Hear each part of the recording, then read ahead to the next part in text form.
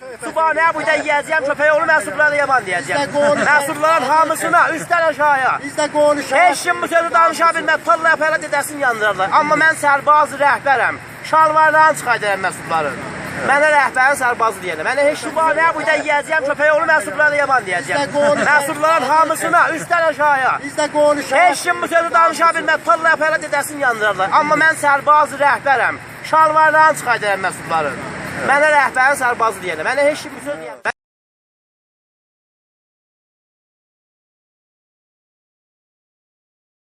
Bu vazib olur, sərmayədara rəy vermiyoruz. Qanunuzu çəkəcək şişiyə. O sərmayədarların nöşərləyəcək. Onlardan hesab aparırlar. Mən sərmayədardan hesab aparmaram. Sərmayədarın üstəyəm, veyyəm təhdini süz deyəm. Sözümüz də səbt ediyoruz, qardaş. Pəxş ediyoruz, mərduma bilsinlər. Mən süzün adamım uzam.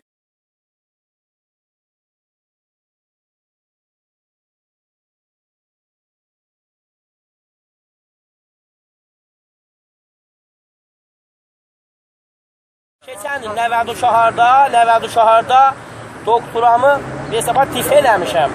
Mən qəbləzin ki, mən qutayam işimi qəti eləyəm, söz danışdaydım, bir də sən söz danışmaydın. Sən eyni bu dəvatkar danışanda, deyirlə sən axmışəmiş, indirəm məmləkətdə üzü istəyəm, onun sözünə sıçmırlar ki, deyirlər ki, sən nə qarəsən, sənin dərsin yoxdur ki. Amma nə deməz də, mən də doktora danışqaham mən. Heç pox yiyə bilməzlər, gözlüsünlər görməyən mənə niyə belə yiyə bilmirlər? Özümdə zəbt elə dadaşım, bir eşiyə, o öldüyənlər gəlsinlər belə daha üstüyə, 1000 qaba gəlsinlər, pox yiyə bilməzlər.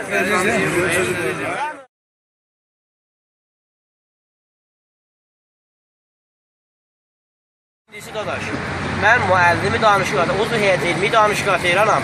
Mənə Tehranda deyirlər, quşsuzsan, əqlü bəldən veribsən, müəllim ustadı danışıqda Tehranı, nəfərat əvvəli konkurs ərazəyə danışıqda keşfər mənim əlimin altındadır. Mənim kartıma baxınca məsuliyyətdə, mən müşavir müavin rəhsumuram, səftər nümayəndəgi rəhbərdə, tamamı həqiqi məsuliyyətdə var.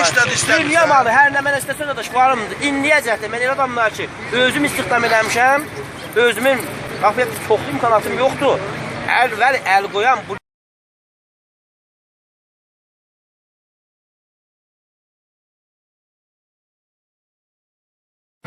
İndirəm bu lütdə necə pul gətiriblər? Mən iqdam eləsəydim pul gətirəm, 10 bərabər bu lütdə pul gətirəydim. Üstəm 40 fok lisansdan 5 milyard, 10 milyard pul gətirib qaçdırırlar burada. Utanmırlar, ölmürlər, əmirlər. Mən qətən buraydan çox təsirləsim var, təvanayı, hay, pul deyə, zehninizdə olsun qudrətə. Mənim axbaba bax, mənim təbəqəm sözsüz axı.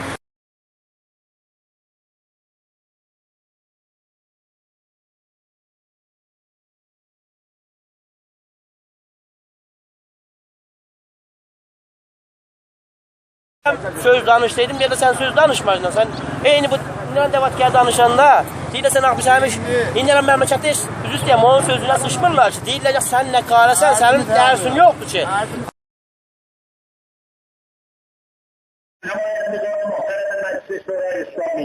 آنچه که در جریان کارزار انصافی مجلس دهم بیش از هر مسئله‌ای بالعینه توسط مردم مطرح کردیم، همراهی و حمایت از دولت برای گذر شایسته و غیرتمند از گردنه حساس فساد تحریم و اختصاص عادلانه از دستاوردهای آن برای مناطق مختلف کشور میباشد.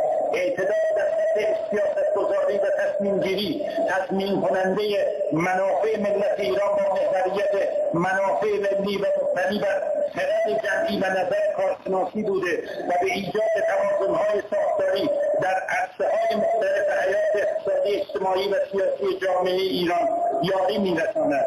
واقعیت این است که مردم ما مشکلات معیشتی دارند، جوانان ما مشکل اشتغال و مسکن دارند، خانواده‌های ما گرفتار مشکلات و آسیب‌های اجتماعی ناشی از همین کمبودها هستند و این نیازمند عزمی ملی برای کاستن از آلام و رنج‌های فزاینده این ملت شریف و نجیب میباشد.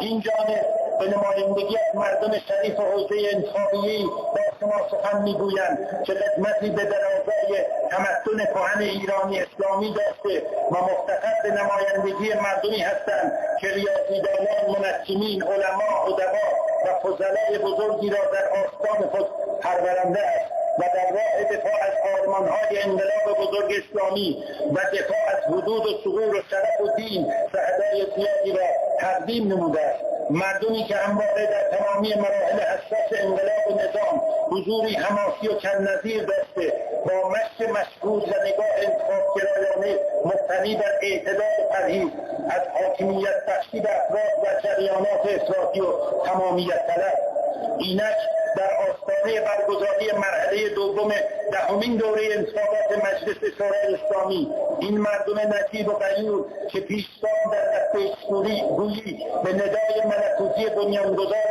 نظام مقدس جمهوری اسلامی در وصیت‌نامه سیاسی الهی امام راحل که مقام معظم رهبری آن را دستورالعملی کلی برای پیشرفت و توسعه و سرافرازی کشورمان عنوان فرمودند، خواستار عدم دخالت سازماندهی شده برخی از نهادهای حاکمیتی که علالوارده حافظان امنیت آسایش مردم و پاسداران مرزهای اعتقادی میباشند در راستای حمایت از کاندیدای تاپ میباشند و فرمایش گوهربار امام راحلمان را آویزه گوش خود قرار دهند که میزان رأی ملت است.